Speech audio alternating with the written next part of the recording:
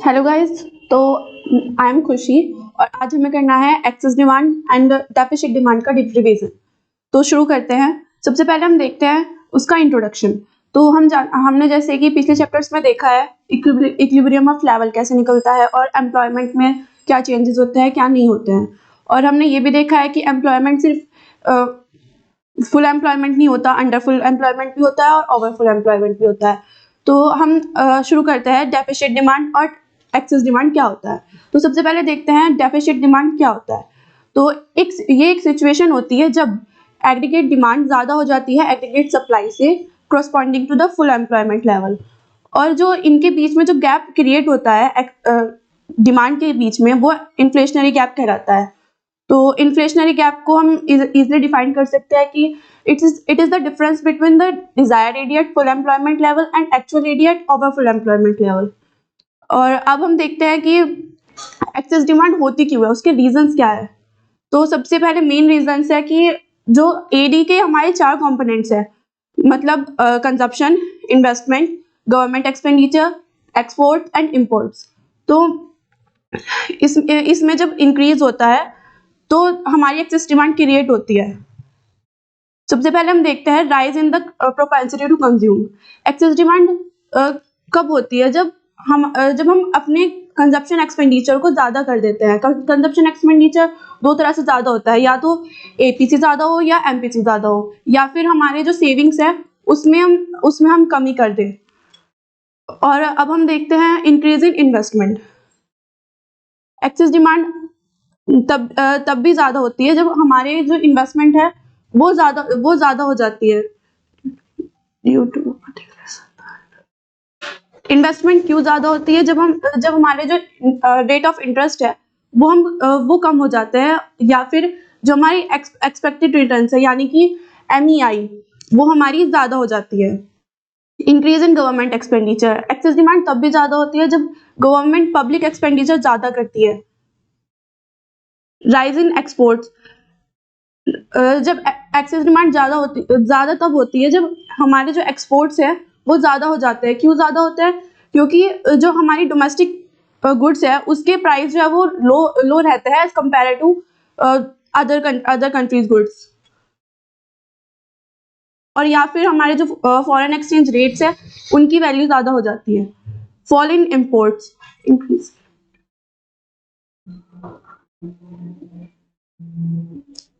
यहाँ पे इसका मतलब है कि जब एक्सेस डिमांड तब भी ज़्यादा होती है जब हमारे इंपोर्ट्स कम होते हैं। हमारे इंपोर्ट्स कब कम होंगे, जब हमारे जो फॉरेन एक्सचेंज रेट्स हैं उनकी जो वैल्यू है वो ज़्यादा होगी हमारे डोमेस्टिक प्राइसेस से।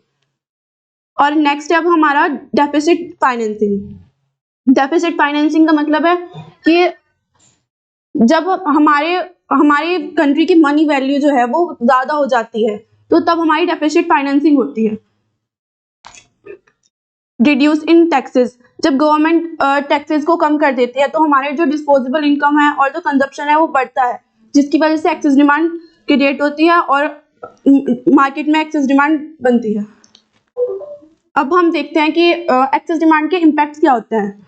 तो मेनली एक्सेस डिमांड के तीन फैक्टर पे इम्पैक्ट डालता है। पहला आउटपुट, दूसरा एम्प्लॉयमेंट और तीसरा जनरल प्राइसेस।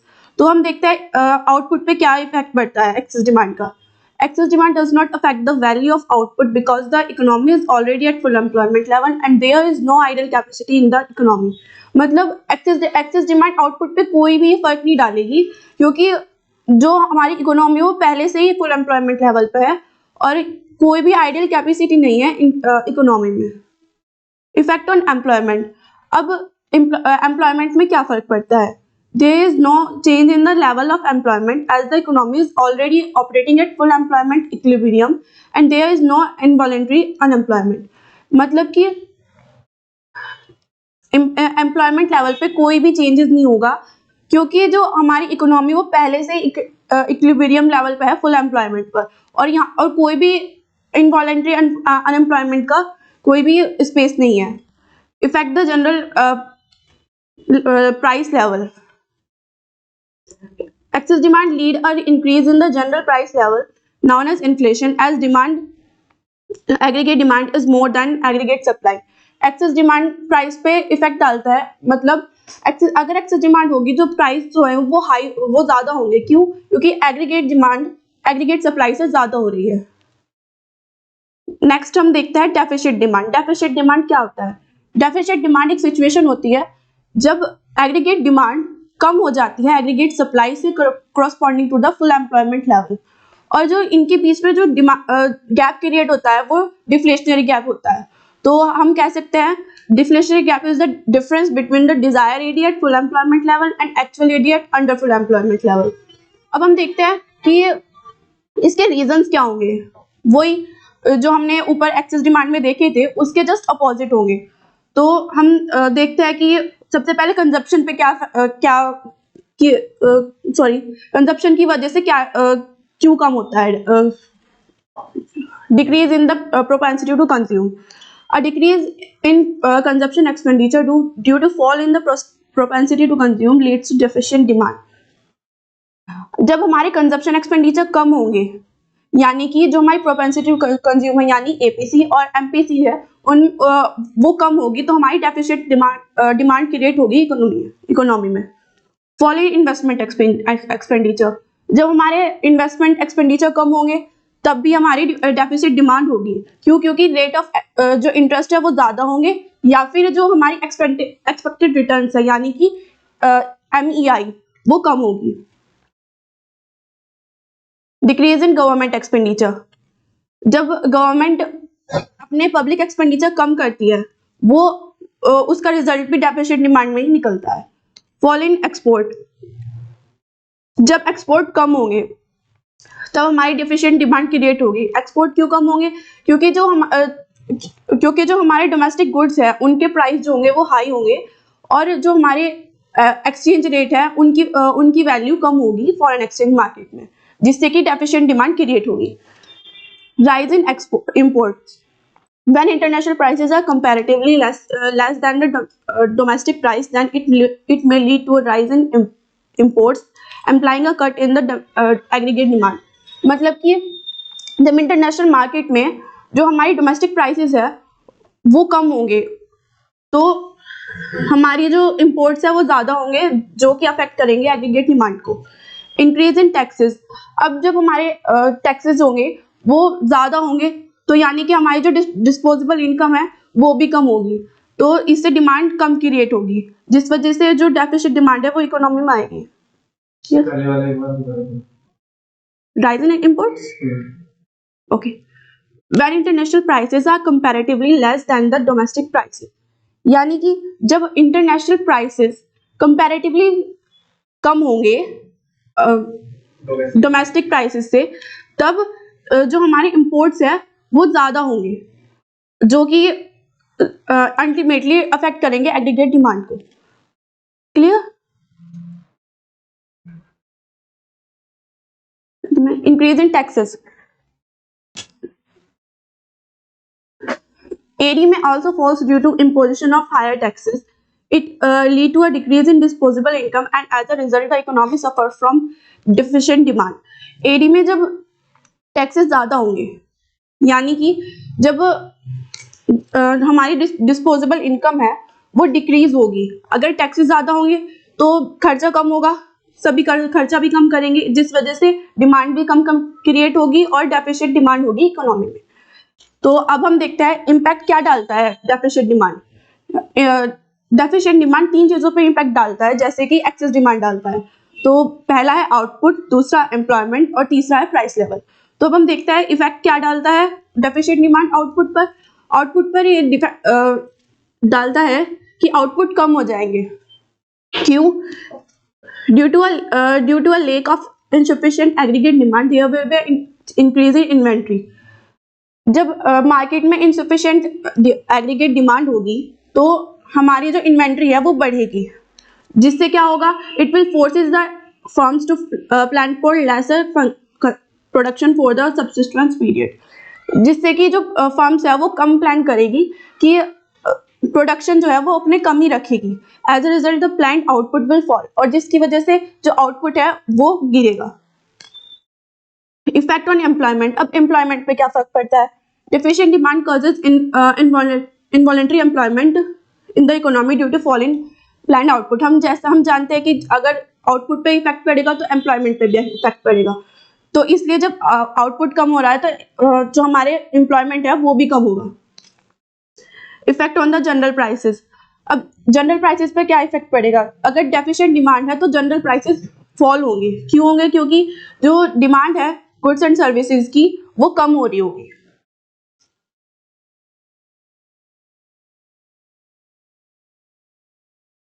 अभी हम देखते हैं कि हम इनको मेजर कैसे कर सकते हैं, कंट्रोल कैसे कर सकते हैं एक्सेस डिमांड और डेफिशिएंट डिमांड को। तो हमारे पास टू मेजर्स है, पहला है फिस्कल पॉलिसी और दूसरा है मॉनेटरी पॉलिसी। तो फिस्कल पॉलिसी में हम देखते हैं हम दो चीजें पढ़ेंगे, जैसे जो कि है चेंज इन गवर्नमेंट एक्सपेंडिचर और दूसरा चेंज इन टैक्सेस। और मॉनेटरी पॉलिसी में भी हम दो चीजों के बारे में डिस्कस करेंगे। पहला है क्वांटिटेटिव इंस्ट्रूमेंट और दूसरा है क्वालिटेटिव इंस्ट्रूमेंट। क्वांटिटेटिव इंस्ट्रूमेंट हमारे पांच है, जैसे कि पहला है bank rate, repo rate, reserve repo rate, open market operation, legal reserve ratio. तो हम देखते हैं कि पहले बैंक रेट होता क्या है। बैंक रेट वो होता है जब जब आरबीआई लोन देती है कमर्शियल बैंक्स को, कब? लॉन्ग टर्म के लिए। रेपो रेट जब आरबीआई लोन देती है कमर्शियल बैंक को शॉर्ट टर्म के लिए। रिजर्व रेपो रेट कब होता है? जब कमर्शियल बैंक देते हैं आरबीआई को लोन शॉर्ट टर्म के लिए। ओपन मार्केट ऑपरेशन जब गवर्नमेंट सिक्योरिटीज बाय करती है या सेल करती है मार्केट से या फिर पब्लिक से, तब हमारा ओपन मार्केट ऑपरेशन होता है। लीगल रिजर्व रिक्वायरमेंट दो टाइप की होती है। पहली सीआरआर और दूसरी एसएलआर। सीआरआर जो होती है वो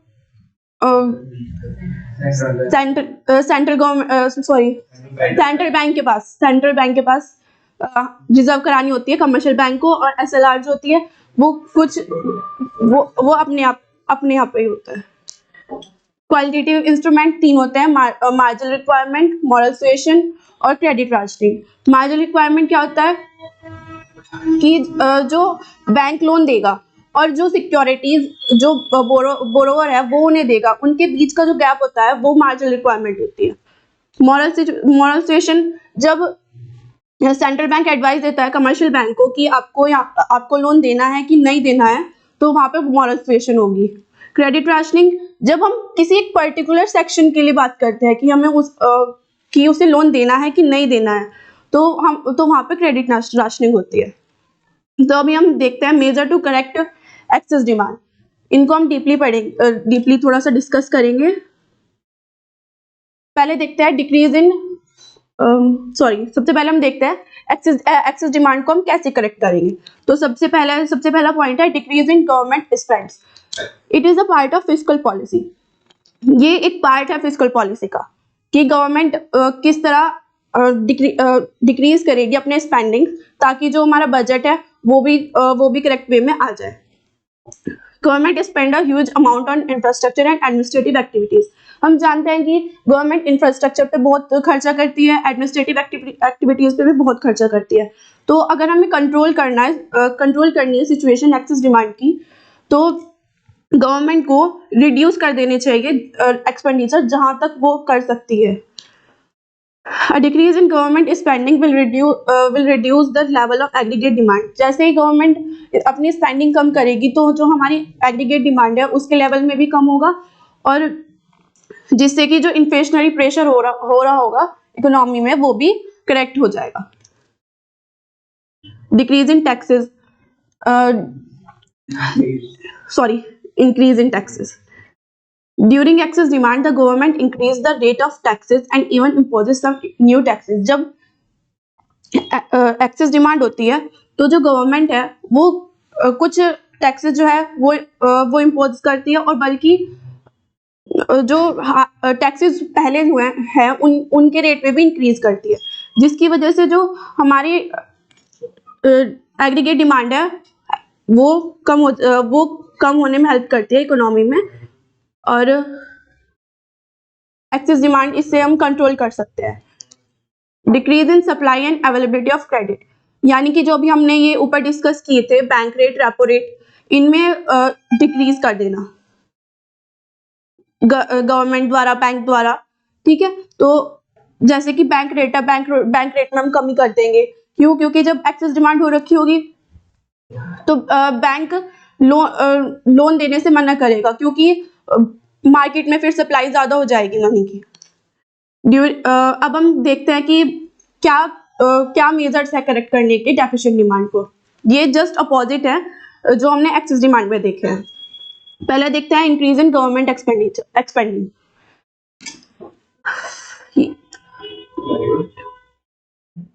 it is a part of fiscal policy. ये पार्ट है फिस्कल पॉलिसी का, हम देख चुके हैं। Government incurs expenditure on infrastructure administrative activities. Government खर्चा करती है इंफ्रास्ट्रक्चर एक्टिविटीज पर और एडमिनिस्ट्रेटिव एक्टिविटीज पे। जब डेफिसिट डिमांड होती है तो गवर्नमेंट को अपने जो एक्सपेंडिचर है वो बढ़ा देने चाहिए, जैसे कि construction of road, flyovers, buildings etcetera, with the view to provide additional income to people, जिससे कि ज्यादा लोगों को इनकम भी प्रोवाइड कराया जा सके और एम्प्लॉयमेंट भी प्रोवाइड कराया जा सके। This will increase the aggregate demand and will help to correct the major situation of deficit demand. ये जिसकी वजह से जो एग्रीगेट डिमांड है वो बढ़ेगी और मदद करेगा जो हमारी डेफिसिट डिमांड की सिचुएशन क्रिएट हुई है उसे करेक्ट करने में हेल्प करेगा। Decrease in taxes.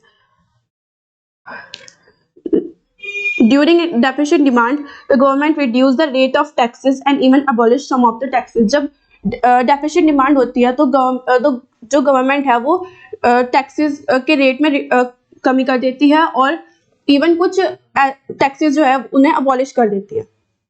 It raises the purchasing power of people, जिससे कि जो हमारे pupils है उनकी purchasing power ज़्यादा हो जाती है। Due to an increase in disposable income, people can spend more on expenditure and consumption and investment.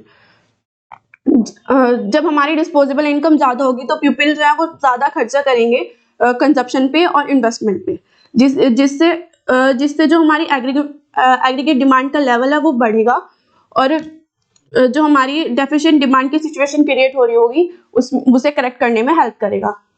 अभी जैसे कि हमने अभी देखा बैंक रेट, रेपो रेट, ऐसे ही इंक्रीज इन मनी सप्लाई और अवेलेबिलिटी ऑफ क्रेडिट, यानी जो हमने अभी देखे ये सभी 5 कंपोनेंट्स, क्वालिटेटिव मेजर्स और क्वांटिटेटिव मेजर्स, इनमें इंक्रीज कर देना। और अब हम देखते हैं कि हमने अभी तक मेजर्स में क्या देखा। जैसे कि पहले हमने देखा कि मेजर्स क्या होते हैं करेक्ट करने के एक्सेस डिमांड को और डेफिशिएंट डिमांड को। 2 मेजर्स होते हैं, मॉनेटरी पॉलिसी और फिस्कल पॉलिसी। मॉनेटरी पॉलिसी कौन बनाती है? आरबीआई बनाती है, और जो फिस्कल पॉलिसी बनाती है वो गवर्नमेंट बनाती है। अब मॉनेटरी पॉलिसी भी 2 टाइप की होती है, क्वांटिटेटिव और क्वालिटेटिव। अभी हमने देखा है कि बैंक रेट, रेपो रेट वगैरह, और क्वालिटेटिव में मोनेटाइजेशन, क्रेडिट राशनिंग वगैरह। और फिस्कल पॉलिसी जो है वो बजटरी पॉलिसी होती है गवर्नमेंट की, जो 2 टाइप में बनती है, या तो सरप्लस बजट बनेगा या फिर डेफिसिट बजट बनेगा। अभी किसी के कुछ डाउट्स हो तो पूछ लीजिए।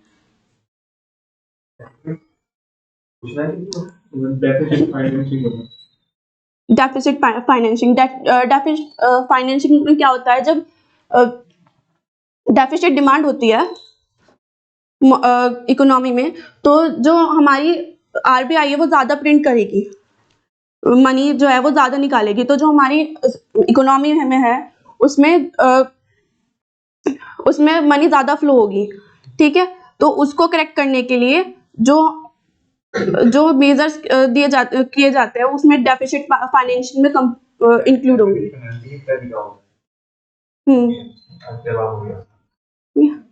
Thank you. तो आज का सेशन हम यहीं पे एंड करते हैं रिवीजन का।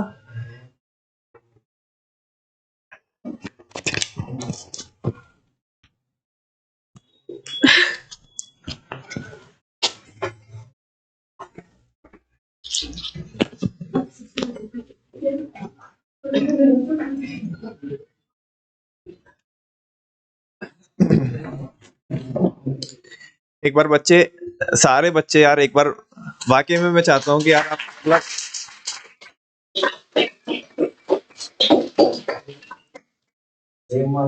हाँ जी, क्योंकि सही बताऊं बच्चों में, दरअसल ये जो हमने सीरीज स्टार्ट की हुई है,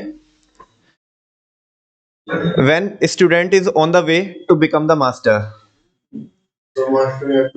और ये बच्चों, ये 12th क्लास की अगर मैं बात करूं तो 12th क्लास में ये हमारा, वैसे तो आई थिंक 3rd सेशन था ये हमारा, है ना। किसी कारण की वजह से अभी तक हम सेकंड वाला सेशन अभी रिलीज नहीं कर पाए। उसमें अभी देख रहे हैं कि अगर वो पॉसिबल हो सकता है कि कर भी पाए तो कर देंगे हम, नहीं टेक्निकल इशू कुछ नहीं है। लेकिन हाँ, लेकिन सही बता रहा हूँ बच्चों कि आपकी हिम्मत की दाद देता हूं मैं कि आप फर्स्ट टाइम, सही बता रहा हूँ, मैंने आपको पहले भी शेयर किया है कि मैंने 36 घंटे लगा करके एक वीडियो रिकॉर्ड करी थी, फर्स्ट वीडियो जो मैंने रिकॉर्ड करी थी, और फर्स्ट टाइम कैमरे पे आना, मुझे पता है क्या हालत होती है, ठीक है ना। एक थोड़ा सा ये भी है कि जैसे कि मैंने देखा कि खुशी थोड़ा ज्यादा घबरा रही थी, है ना, पूरा ऊपर से लेके नीचे तक शिवर कर रही थी वो बहुत ज्यादा, लेकिन कोई बात नहीं, बहुत अच्छे से रिवीजन कराया, है ना।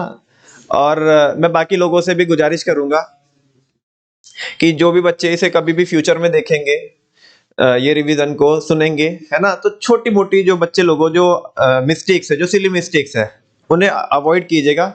और बस जो बच्चा यहाँ पे आ रहा है, जो भी बंदा यहाँ पे आ रहा है, उसके एफर्ट्स को आप क्या कीजिएगा, अप्रिशिएट कीजिएगा और एंजॉय कीजिएगा, क्योंकि यहाँ पे आना, है ना, स्टेज पे आके बोलना बहुत मुश्किल काम है।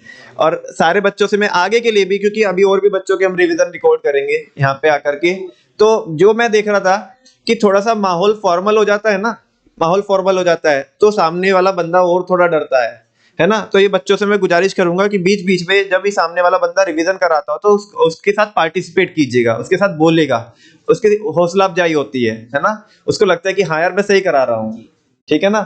तो इन्हीं शब्दों के साथ बच्चों, बहुत बहुत थैंक यू आपको कि आपने आकर के इतनी हिम्मत दिखाई, और होपफुली आप क्या करोगे, फ्यूचर में बहुत अच्छे से ग्रो करोगे, और आपकी जो मिस्टेक्स वगैरह है उन्हें आप क्या करोगे, ओवरकम करोगे। थैंक यू वेरी मच बच्चों।